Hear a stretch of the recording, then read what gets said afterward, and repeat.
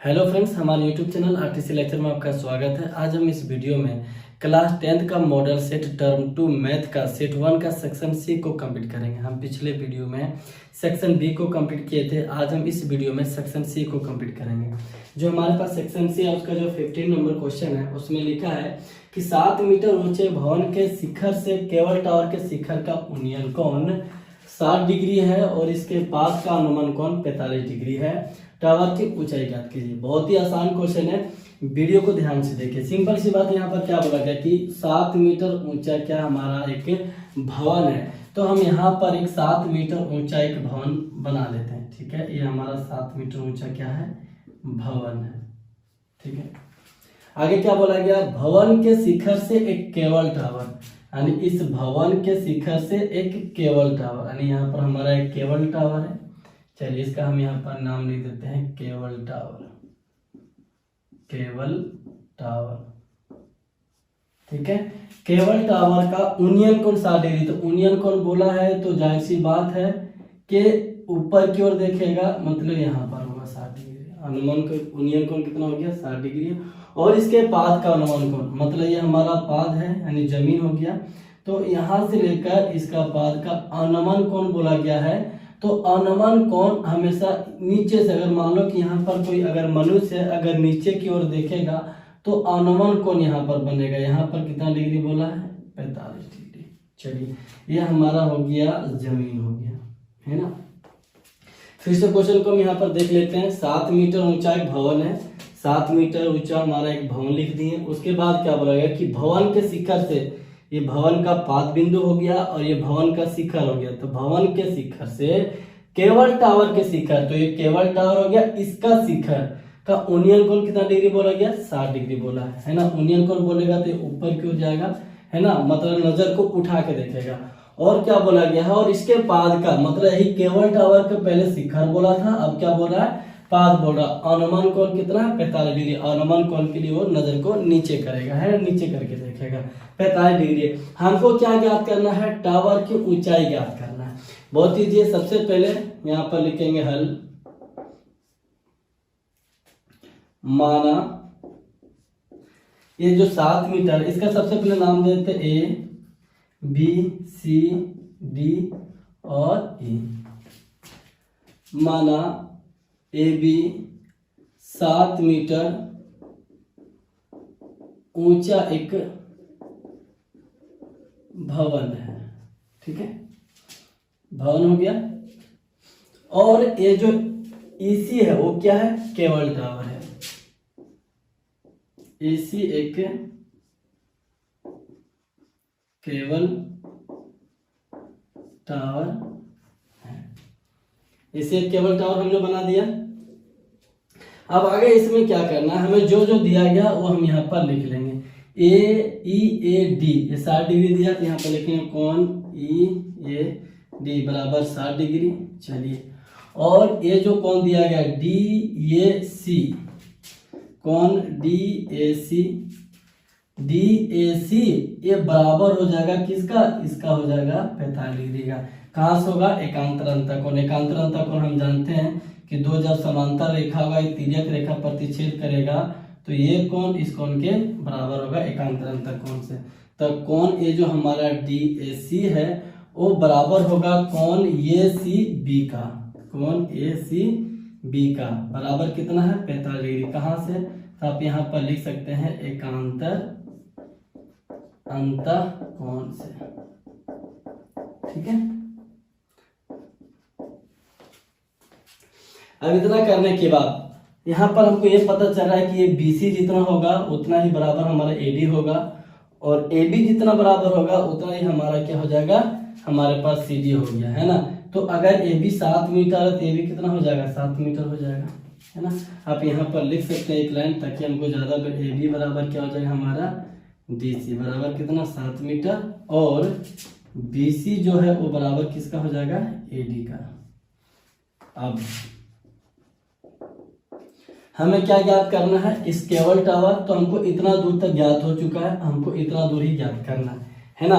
तो हम क्या करेंगे, किसी प्रकार से हमको ईडी ज्ञात करना है, तो ईडी ज्ञात करने के लिए हमको ये भुजा चाहिए एडी, है ना। तो एडी कैसे हम निकाल लेंगे, तो ये 45 डिग्री के मदद से हम ए बीसी को ज्ञात कर लेंगे, क्योंकि ये दिया गया है तो इसको हम ज्ञात कर लेंगे और इसके मदद से हम इला एडी को बराबर में लिख देंगे। तो सबसे पहले हम ये वाला त्रिभुज लेंगे, समकोण त्रिभुज एबीसी में, समकोण त्रिभुज ये BC में 45 डिग्री है हमारे पास, थीटा दिया गया, ये हमारा P हो जाएगा, ये हो जाएगा B। P और B का रिलेशनशिप सिर्फ tan थीटा और cot थीटा में होता है, तो हम यहाँ पर tan 45 डिग्री लेकर बनाएंगे। tan 45 डिग्री मान क्या हो जाएगा AB और P हो गया AB और B हमारा हो गया BC। tan 45 डिग्री मान 1 होता है। AB का मान कितना दिया गया, 7 दिया गया और BC का मान नहीं पता, तो BC का BC यहाँ कुछ नहीं तो एक क्रॉस मल्टीप्लाई करेंगे तो BC के गुणा करेंगे तो BC बराबर क्या आ जाएगा हमारे पास 7, है ना। यानी BC हमारा कितना आ गया 7 मीटर। तो जब ये 7 मीटर हो जाएगा तो ये हमारे AD भी कितना हो जाएगा 7 मीटर हो जाएगा। चलिए आगे देख लेते हैं। जब BC ज्ञात हो गया, अब देखिए ये 7 मीटर हो गया ना, अब यहाँ पर त्रिभुज EAD से देखेंगे, समकोण त्रिभुज EAD में यहाँ पर थीटा कितना 60 डिग्री है ना। इसे भी देखिए, ये हमारा ये 7 मीटर ये हमारा निकला हुआ, ठीक है, ये 45 डिग्री को नहीं देखना है। तो ये हमारा थीटा दिया गया, ED हमारा P हो जाएगा, AD हमारा क्या हो जाएगा B हो जाएगा। तो यहाँ पर समकोण त्रिभुज EAD, इसमें भी tan लगेगा, तो tan 60 डिग्री बराबर क्या होगा P बटा B। तो ED हमारा हो गया यहाँ पर P और हमारा B हो जाएगा हमारा यहाँ पर AD। tan 60 डिग्री मान कितना होता है √3 होता है। ED का मान कितना है नहीं पता, तो ED का ED लिख देंगे, AD का मान हमें पता है 7 हो गया, ठीक है ना। यहाँ पर भी क्रॉस मल्टीप्लाई कर देंगे तो ED बराबर ED को 1 से गुना करें, ED और 7 को √3 से गुना करें तो जाएगा 7√3। इस प्रकार ED का मान निकल गया 7√3। अब हमको क्या ज्ञात करने बोला है, केवल टावर पूछा है, मतलब EC। तो हम यहाँ पर लिख सकते हैं EC जो है वो बराबर किसका है, ED का बराबर है प्लस किसका है CD का या DC का, ठीक है। तो EC बराबर ED का मान कितना निकल गया 7√3 और CD का मान कितना है हमारे पास 7 है, तो 7 हो जाएगा। चलिए यहाँ पर देख लेते हैं, यहाँ से ये 7 और ये 7 है कॉमन है, तो यहाँ पर हो जाएगा AC बराबर 7 को हम कॉमन ले लेंगे तो यहाँ पर बच जाएगा हमारा √3 और यहाँ बच जाएगा कितना 1। तो इस प्रकार जो EC का मान निकला, यानी केबल टावर का जो ऊंचाई निकला वो कितना निकला 7√3 प्लस 1। लास्ट में यहाँ पर लिख सकते हैं, अतः केबल टावर की ऊंचाई बराबर 7√3 प्लस 1 मीटर, है ना। तो इस प्रकार ये जो क्वेश्चन है 15वां क्वेश्चन वो बन गया है। हम क्वेश्चन नंबर 16वां को देखते हैं, ठीक है।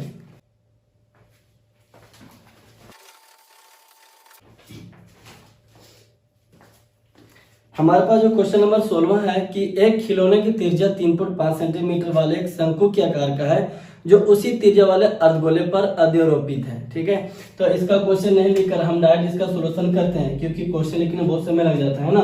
तो यहाँ पर एक अर्धगोला बनाएंगे। चलिए एक अर्धगोला हमने बना लिया,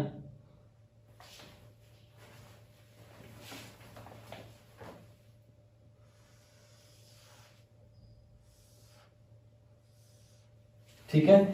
अर्धगोले के ऊपर में एक शंकु आकार का यहाँ पर अध्यारोपित है, हो गया। अब क्या बोला गया है कि जो इसकी त्रिज्या होगी ना वही शंकु का त्रिज्या, दोनों का त्रिज्या बराबर है। चलिए एक त्रिज्या इधर भी हो जाएगा, दोनों का त्रिज्या कितना दिया गया 3.5 सेंटीमीटर, 3.5 इसका भी दिया गया है और ये शंकु वाला भी, ये भी त्रिज्या कितना दिया गया है 3.5 सेंटीमीटर। अब हमें क्या करने बोला इसमें, और बोला क्या है कि उस खिलौना का जो संपूर्ण ऊंचाई है वो कितना है 15.5 सेंटीमीटर। यानी यहाँ से अगर यहाँ की ऊंचाई देखा जाए तो कितना दिया गया है 15.5 सेंटीमीटर।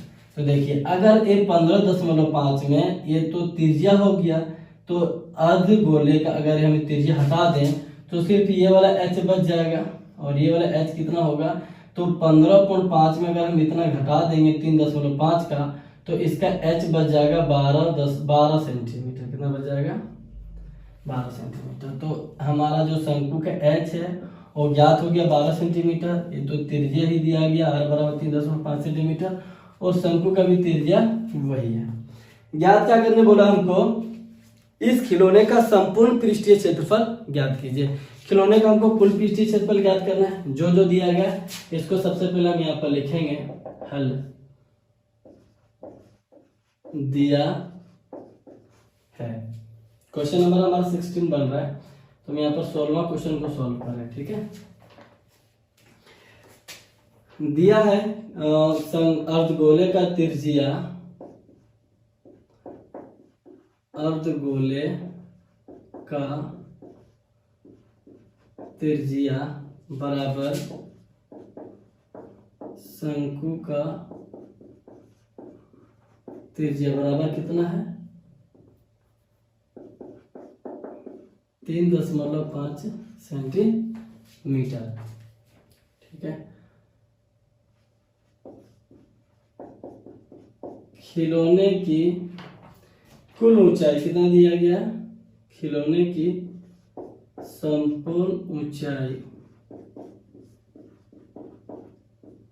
बराबर 15.5 सेंटीमीटर। इसलिए हमारे शंकु का ऊंचाई कितना हो जाएगा? इसलिए शंकु का ऊंचाई बराबर 15.5 सेंटीमीटर में घटा दीजिए 3.5 सेंटीमीटर बराबर कितना बचेगा? 12 सेंटीमीटर। इस प्रकार शंकु का ऊंचाई ज्ञात हो गया। अब देखिए हमको कुल पृष्ठीय क्षेत्रफल ज्ञात करना है, तो उसके लिए शंकु का वक्र पृष्ठीय क्षेत्रफल ज्ञात करेंगे और इस अर्धगोले का भी क्या ज्ञात करेंगे? वक्र पृष्ठीय क्षेत्रफल ज्ञात करेंगे। तो शंकु का वक्र पृष्ठीय क्षेत्रफल का फॉर्मूला होता है पाई आर एल। तो r का मान तुमको पता है 3.5, लेकिन इसमें h दिया गया, l नहीं दिया गया। ठीक है, तो हम यहाँ पर l ज्ञात करेंगे। अब हमको सबसे पहले l ज्ञात करना है, तो l बराबर क्या होता है? √r² प्लस h² होता है ना। तो l का l लिखेंगे, r² r का मान कितना हमारे पास? 3.5 का स्क्वायर हो जाएगा और h हमारे पास 12 है तो हो जाएगा 12 का स्क्वायर। तो 3.5 का स्क्वायर यानी 3.5 को जब हम 3.5 से गुना करेंगे यानी 35 को 35 से गुना कर देते हैं। यहाँ पर 35 को 35 से 25 25 35 15 16 17 3 5 15 3 3 9 और ये बकिया 10 1 ये बकिया 2। यहाँ कितना आ जाता है? 1225 मतलब 12.25 और 12 का वर्गमूल 12 का वर्ग हम करेंगे कितना होगा? 144। अब यहाँ पर दोनों को जोड़ देते हैं 12.25 और 144 का, तो 144 में हम 12 जोड़ देंगे तो 156.25 आ जाएगा। अब 156.25 का वर्गमूल ज्ञात कर लीजिए, तो 156.25 का वर्गमूल भी हम यहीं पर ज्ञात कर देते हैं ताकि समझने में बेटर हो। ठीक है, इसका यहाँ से जोड़ा लगाएंगे, 1 से जाएगा खत्म, उतरेगा 56, 2 आ जाएगा, 2 बार पढ़ेंगे तो यहाँ पर आ जाएगा 22 दूनी 44, 6 में 4 गया 2 और 5 4 गया 1 12 पॉइंट है तो पॉइंट उतर जाएगा यहाँ पर। ये पॉइंट यहाँ पर हो जाएगा 25, ये हो जाएगा 4 और ये हो जाएगा 2 24। कितना बार पढ़ेंगे? 5 बार पढ़ने बाद ये हो जाएगा 1225 पूरा आ जाएगा। ठीक है, आप चेक कर लीजिएगा इसका कितना आता है? 12.25 आता है, 12.25 सेंटीमीटर। यानी इसकी जो तिर्यक ऊंचाई यानी एल है वो कितना है? 12.5 सेंटीमीटर। इसका तिर्यक ऊंचाई हो गया। चलिए इसको मिटा देते हैं। अब हमें क्या याद करना है? हमें क्या याद करना है? खिलौने का कुल पृष्ठीय क्षेत्रफल याद करना है। तो हम यहाँ पर लिख सकते हैं खिलौने का कुल पृष्ठीय क्षेत्रफल, खिलौने का कुल पृष्ठीय क्षेत्रफल बराबर में क्या हो जाएगा? खिलौने का कुल पृष्ठीय क्षेत्रफल बराबर हो जाएगा शंकु का CSA प्लस अर्धगोले का CSA, अर्धगोले का CSA। खिलौने का कुल पृष्ठीय क्षेत्रफल क्या हो जाएगा, शंकु का CSA और अर्धगोले का CSA। शंकु का क्या हो जाएगा पाई RL हो जाएगा और अर्धगोले का क्या हो जाएगा 2 पाई R स्क्वायर हो जाएगा। हम इसको यहाँ से बराबर से बनाते हैं, इनको इधर बंद कर देते हैं। बराबर का हम बराबर यहाँ पर लिख दिए, पाई R है यहाँ पर और यहाँ पर भी क्या है पाई R है। तो पाई R कॉमन चल जाएगा, तो पाई R को हम कॉमन ले लें, यहाँ पर बच जाएगा सिर्फ हमारे पास L और यहाँ पर 2 R स्क्वायर यानी 2R है ना। तो 1 R कॉमन, 1 R बच गया, 2 का 2 R अल्फा। ठीक है, तो पाई का मान 22/7। R का बात किया जाए तो R हमारे पास यहाँ पर 3.5 है। L का मान कितना है तो 12.5 है, तो 12.5 ले लेंगे।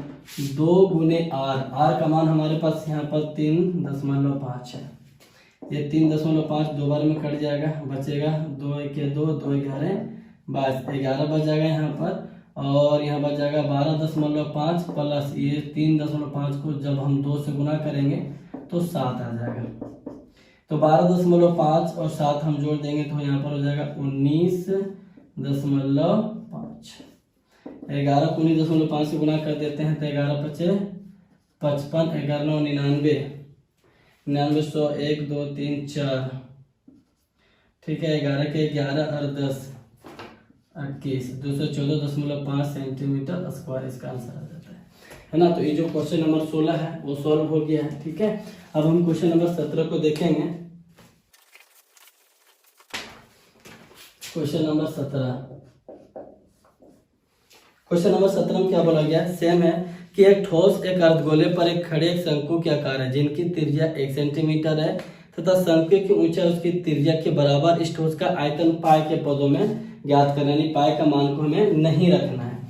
सेम क्वेश्चन है, उसी प्रकार इसको भी बनाएंगे। ये हमारा शंकु हो गया, यह अर्धगोला के ऊपर एक शंकु यहाँ पर हमारा खड़ा है। बोला क्या गया, इसकी त्रिज्या कितनी है 1 सेंटीमीटर है और इस शंकु का ऊंचाई भी कितना है 1 सेंटीमीटर है। हमें क्या ज्ञात करना है, इसका आयतन ज्ञात करना है। हल दिया है, शंकु का जो त्रिज्या है वो बराबर किसका है, अर्धगोले का त्रिज्या से। अर्धगोले का त्रिज्या दोनों बराबर है, कितना है 1 है, तो 1 सेंटीमीटर लिखिए। शंकु का त्रिज्या है वो अर्धगोले के त्रिज्या के क्या है बराबर है। चलिए, और शंकु का ऊंचाई कितना है, शंकु का ऊंचाई यानी h बराबर कितना दिया गया है 1 सेंटीमीटर दिया गया। ये दिया गया इसकी ऊंचाई जो h है वो भी कितना दिया 1 सेंटीमीटर, ये सारा r है। ठीक है, शंकु का भी r कितना है, त्रिज्या कितना है 1 है। अब हमें आयतन ज्ञात करना है तो लिख देंगे। अब ठोस का आयतन ज्ञात करने बोला था, ठोस का आयतन बराबर क्या हो जाएगा, अर्ध गोले का आयतन प्लस शंकु का आयतन। तो अर्धगोले का आयतन कितना हो जाएगा 2/3 पाई r³ और शंकु का क्या हो जाएगा 1/3 पाई r²। यहाँ पर देखिए पाई मिल रहा है, यहाँ r कितना है 3r है, मतलब r³ यहाँ पर r², तो r² कॉमन चल जाएगा और 1/3 कॉमन चल जाएगा। 1/3 कॉमन चला गया, पाई कॉमन चला गया और r² कॉमन चला गया। अब यहाँ से 1/3 चला गया तो यहाँ बच गया सिर्फ 2, यहाँ r³ में r² चला गया, बच गया r। इधर देखिए 1/3 तो कॉमन चला गया, पाई चला गया, r² चला, सिर्फ यहाँ बचा क्या h। तो 1/3 हो जाएगा। पाई का मान यहाँ पर नहीं लिखना है, r² का मान यानी 1 का स्क्वायर करना है, 2r मतलब 2 × 1 प्लस h का मान 1 है तो 1 लिख दिए। तो 1/3 यहाँ पाई 1 का स्क्वायर 1 ही होगा, यहाँ हो जाएगा 2 + 1, तो 1/3 गुने पाई और यहाँ पर जोड़ेंगे 2 1 3 हो जाएगा, 3 3 खत्म हो जाएगा, बचेगा सिर्फ क्या पाई, है ना। तो इसका आंसर सिर्फ हो जाएगा हमारा पाई। अब क्वेश्चन नंबर 17 कंप्लीट हो गया, आप इसे देख सकते हैं, बहुत ईजी है। क्वेश्चन नंबर 18 की ओर बढ़ेंगे। क्वेश्चन नंबर 18 हमारा जो है वो निम्न आंकड़ों के माध्य ज्ञात कीजिए, है ना, माध्य माध्यक से है, ठीक है।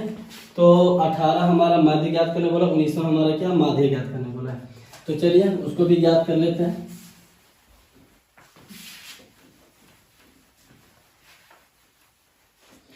Question number 19, sorry question number 18,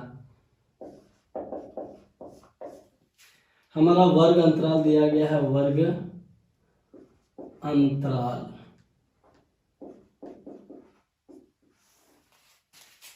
ठीक है, बारंबारता दिया गया है। चलिए आगे देखते हैं, वर्ग अंतराल हो गया और बारंबारता।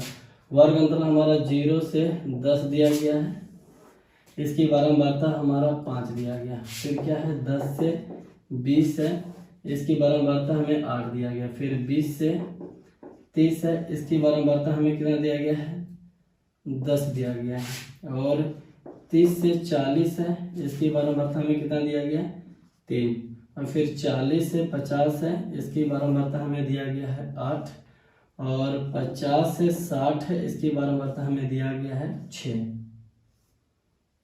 चलिए सब लिख लिए।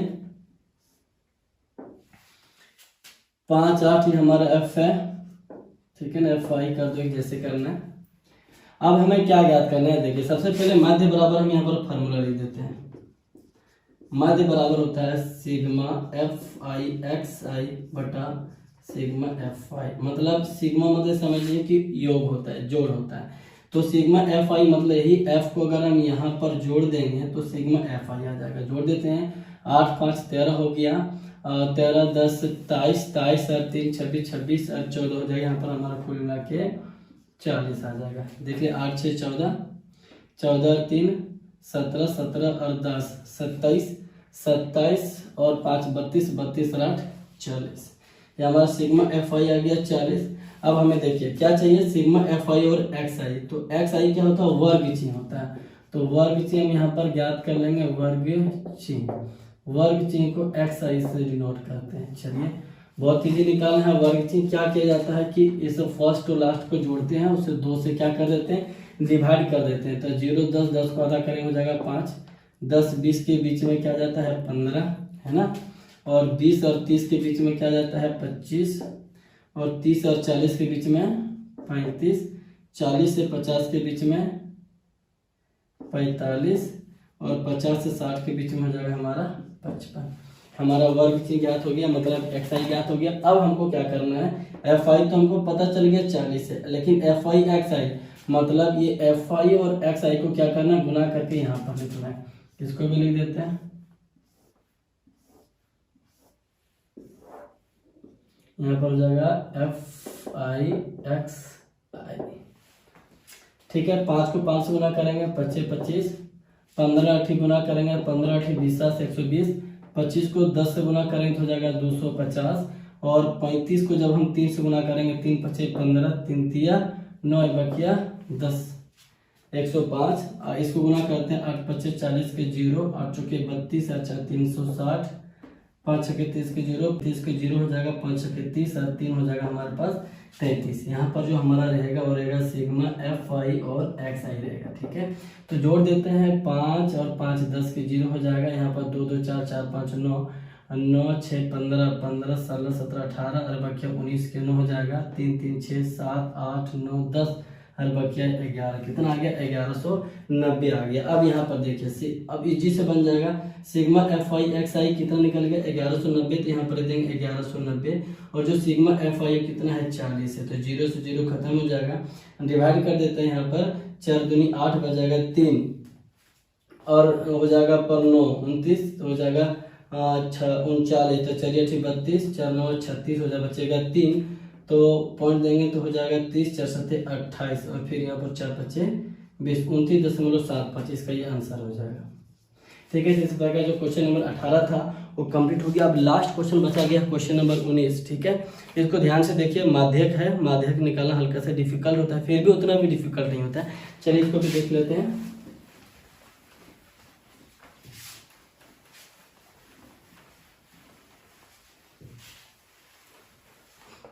क्वेश्चन नंबर 19, इसमें भी सेम कंडीशन इस तरह रहेगा, वर्ग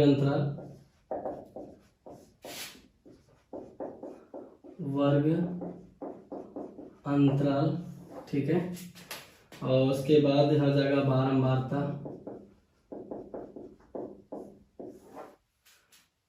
ठीक है। अब वर्ग अंतराल हमारा क्या दिया गया है, 10 से 25 दिया गया है, ठीक है।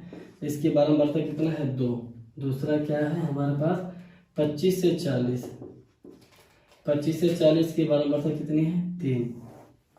और फिर है 40 से 55, इसकी बारंबारता कितनी है, 7। फिर है 55 से 70, इसकी बारंबारता कितना है, 6। फिर है 70 से 85 और इसकी बारंबारता कितना है, 6। फिर है 85 से 100, इसकी बारंबारता भी कितना है, 6। चलिए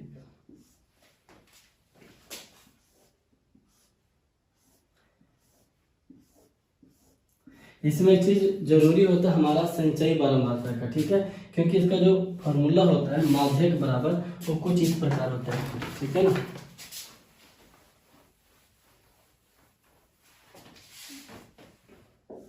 हम इधर सॉल्व कर देते हैं।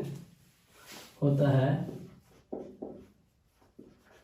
माध्यक बराबर होता है L plus n/2 minus CF/F into H, ये होता है, ठीक है। तो जो चीज़ जरूरी है, देखिए हमें CF का जरूरी यानी संचयी बारंबारता का, हम यहाँ से संचयी बारंबारता ज्ञात कर लेंगे। बहुत ईजी है संचयी बारंबारता ज्ञात करना।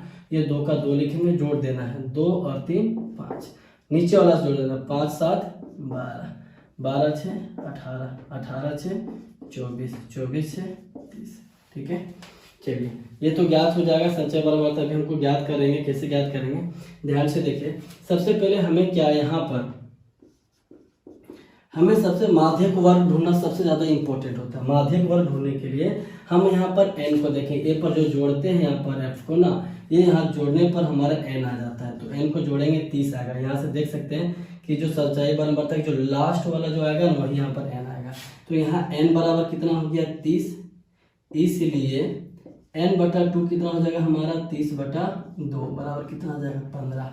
ये 15 है ना। अब आराम से हम माध्यक वर्ग को निकाल सकते हैं। कैसे निकाल सकते हैं, आपको देखना कि संचयी बारंबारता में 15 से ज्यादा किस्में है, तो 15 से ज्यादा किस्में 18, मतलब ये वाला जो वर्ग होगा वही हमारा माध्यक वर्ग होगा। तो यहाँ पर लिख सकते हैं, इसलिए माध्यक वर्ग बराबर कितना, 55 से 70 तक, ये हमारा क्या निकल गया, माध्यक वर्ग निकल गया, ठीक है। अब माध्यक वर्ग जब निकल गया है तो आराम से हम ये जो देखते हैं कि ये जो निम्न सीमा होता है ना, माध्यक वर्ग की जो निम्न सीमा होता है ये L होता है। तो L बराबर हमारा निकल गया कितना, 55। चलिए L ज्ञात हो गई हमारा। अब यहाँ पर F ज्ञात करना है, तो माध्यक वर्ग वाला जो बारंबारता होता है वही हमारा F होता है। F बराबर क्या हो गया, 6। अब क्या चाहिए, CF चाहिए, तो CF भी ज्ञात कर लेंगे। संचय बारंबारता क्या होता है, माध्यक वर्ग के ठीक पहले वाला वर्ग के संचयी बारंबारता को हम क्या बोलते हैं, संचयी बारंबारता यानी 12। क्या बोला गया, फिर से देखिए संचयी बारंबारता बारे में, कि माध्यक वर्ग के ठीक पहले वाला वर्ग के जो संचयी बारंबारता रहेगा वही हमारा यहाँ पर संचयी बारंबारता है। तो संचय बारंबारता निकल गया, F निकल गया, L निकल गया, और क्या चाहिए हमें क्या चाहिए, H चाहिए। तो H होता है इसका चाप होता है, यानी कितना इसका है। तो देखा जाए इसको सिर्फ माइनस कर दीजिए, 25 में 10 घटा दीजिए, तो हमारा ये जो H निकलेगा ये हमारा 15, मतलब इसका कितनी दूरी है, डिस्टेंस है। तो 15 का यहाँ पर अलग अलग हो रहा है, ठीक है ना। अब यहाँ पर सारा चीज निकाल लिया हमने, फिर से देख लीजिए क्या करना है, हमें n ज्ञात करना है। n ज्ञात करने के बाद उसे n/2 ज्ञात करेंगे, 15 आएगा। इससे हम माध्यक वर्ग के सिलेक्शन कर लेंगे, 15 से ज्यादा होना चाहिए। माध्यक वर्ग का सिलेक्शन हो गया तो हमारे L का भी सिलेक्शन हो जाएगा, मतलब 55 हो जाएगा। इसके सामने ये जो बारंबारता है F हो जाएगा। संचयी बारंबारता ठीक पहले वाले वर्ग में चला जाना, वो जो बारंबारता संचयी बारंबारता H हो जाएगा।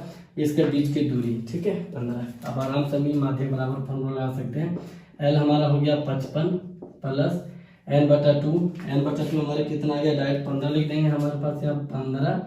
CF हमारा संचयी बारंबारता कितना हमारे पास 12 है, 12 कर देंगे। F हमारे पास 6 है शायद, F 6 हो गया और हमारा H जो है सो कितना है 15 है। चलिए 55 लिख देंगे यहाँ पर, 15 में 12 चला जाएगा तो हमारा बच जाएगा 3/6 गुने 15 है ना। 3 1 3, 3 2 6, तो यहाँ पर हो जाएगा हमारा 55 और यहाँ पर हो जाएगा हमारा 15/2। यहाँ कुछ नहीं तो एक और 2 कैल्शियम 2, यहाँ हो जाएगा 110 प्लस 15 जोड़ देंगे तो हो जाएगा 125/2, भागा दे दीजिए तो 2 छक्के 12 और हो जाएगा 5 उतरेगा तो हो जाएगा 2 दूनी 4, 2 5 62.5, ये हमारा माध्यमिक हो जाएगा। तो इस प्रकार जो हमारा जो सेक्शन सी था मॉडल सेट 1 का बहुत अच्छी तरीका से कंप्लीट कर दी। आई होप ये वीडियो आपको अच्छा लगा हो। हाँ, और आप अपने दोस्तों के पास जरूर शेयर कर दीजिए ताकि ऐसे उस एग्ज़ाम देने में क्या हो, आसानी हो। ठीक है, बाय बाय, मिलते हैं नेक्स्ट वीडियो में।